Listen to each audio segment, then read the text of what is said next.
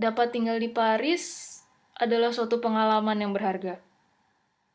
Banyak orang yang menginginkan bisa tinggal dan sekolah di sini. Tidak sedikit bahkan yang hanya mampir beberapa jam di sela-sela kunjungannya ke negara lain. Sebab kata mereka, orang belum bisa dikatakan sudah ke Eropa jika belum mampir ke Paris.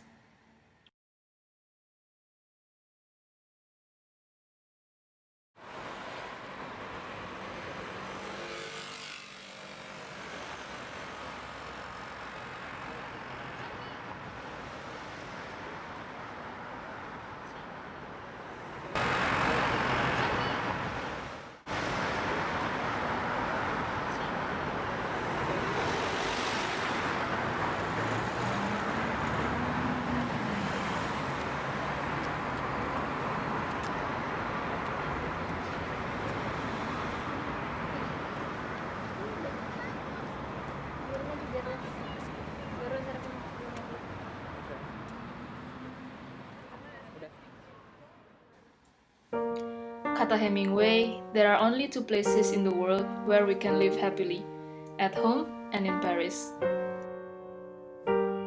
Tapi rupanya kata-kata itu tidak berlaku umum. Hidup di Paris sebagai perantau tentu saja tidak selalu mudah. Jauh dari orang tua, keluarga, dan sahabat sudah merupakan siksaan. Ditambah lagi dengan tugas kuliah yang kadang berlimpah, juga beasiswa yang seringkali tidak datang tepat waktu. Hari-hari di sini jadi terasa lebih berat.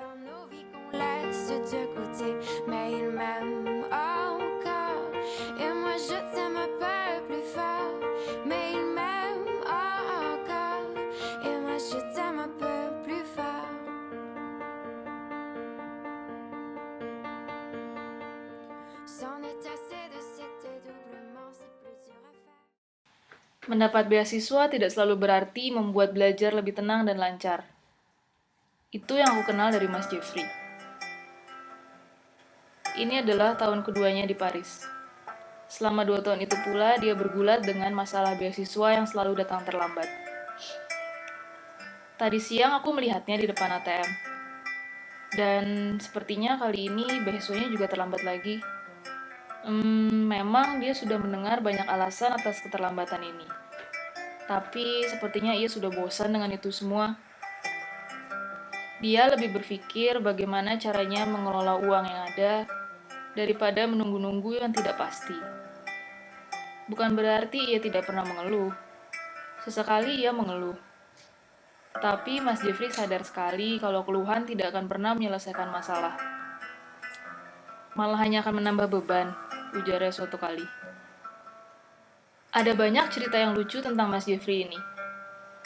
Suatu saat, ketika orang-orang ribut dengan program detox apel untuk kesehatan tubuh, Mas Jeffrey termasuk orang yang semangat menjalankannya. Kulkasnya penuh dengan apel semua. Dia hanya makan apel selama lebih dari 3 hari. Tapi Mas Jeffrey melakukan itu bukan untuk alasan kesehatan, semata-mata hanya karena uang beasiswanya belum turun. Ingatan kepada istri dan kedua anaknya juga merupakan sumber kekuatannya untuk terus bekerja maksimal di sini. Tapi yang membuat Mas Jeffrey sangat istimewa adalah keinginannya untuk membantu yang tidak pernah kenal batas.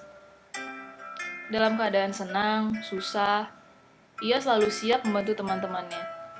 Menjemput mahasiswa Indonesia yang baru tiba di bandara, memberi tumpangan kepada teman selama semalam, 2 malam, bahkan sebulan, sudah biasa buat Mas Jeffrey.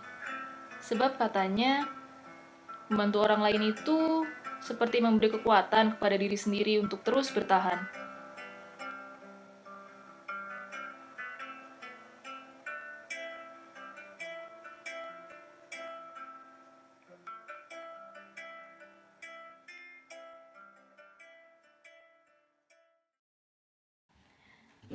Tentu saja cerita Paris bukan hanya milik Mas Jeffrey. Aku juga mengenal Aldi, sosok yang benar-benar berbeda dengan Mas Jeffrey. Ia termasuk orang yang selalu ceria. Hobinya jalan-jalan, menelusuri kota Paris. Uniknya, ia selalu memakai batik kemanapun ia pergi. Sampai-sampai seorang teman pernah bertanya, apa dia tidak punya baju selain batik? Dengan ringan dia menjawab kalau dia punya. Banyak malah. Tapi dia lebih suka saja bepergian memakai batik. Karena katanya dia suka membayangkan. Berjalan-jalan di jalanan kota Eropa dengan baju batik memberi sensasi yang luar biasa. Semacam dialog antara yang tradisional dan yang modern. Tapi Aldi memang mempunyai perhatian dan yang serius terhadap kebudayaan. Dia membaca buku-buku tentang modernitas, tradisi, dan hal-hal semacam itu. Dia tidak pernah bosan mengajak orang berdiskusi dengan topik itu. Menurutnya, kebudayaan Indonesia itu sangat kaya, tapi sayangnya belum banyak dikenal dan hanya sedikit yang mengapresiasi. Dia ingin jadi duta budaya, bahwa kekayaan Indonesia itu harus diperkenalkan.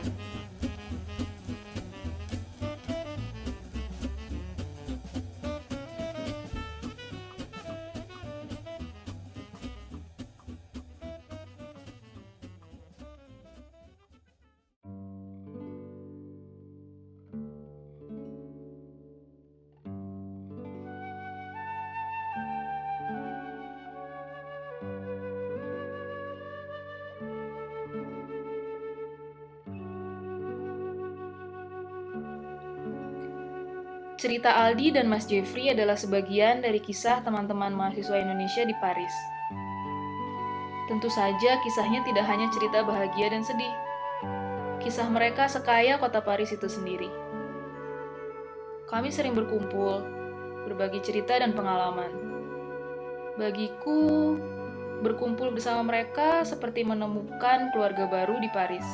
Jadi, sebetulnya Hemingway ada benarnya juga, bahwa Paris itu juga bisa terasa seperti rumah, tempat di mana kita bisa menemukan kehangatan dan kebahagiaan.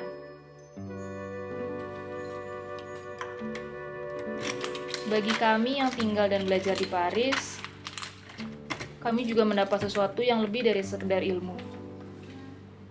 Pergaulan internasional di kota ini memang tidak diragukan lagi.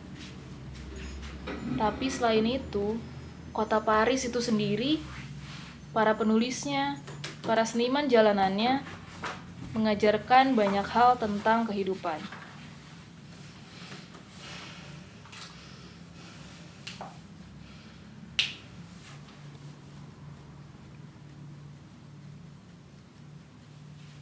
Jadi, kupikir wajar saja kalau setengah abad yang lalu Hemingway pernah menulis, "If you are lucky enough to have lived in Paris as a young man, then wherever you go for the rest of your life, it stays with you, for Paris is a movable feast."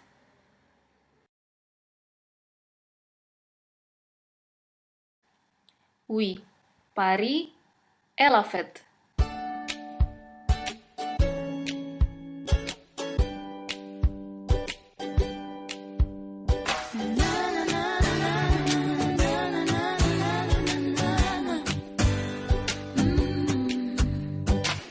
Des mots qui me gênent, des centaines de mots, des milliers de rengaines qui sont jamais les mêmes. Comment te dire, je veux pas te mentir, tu m'attires et c'est là que se trouve le vrai fond du problème. Ton orgueil, tes caprices, tes baisers, des délices, tes désirs, des supplices, je vois vraiment pas où ça nous mène. Alors, on serait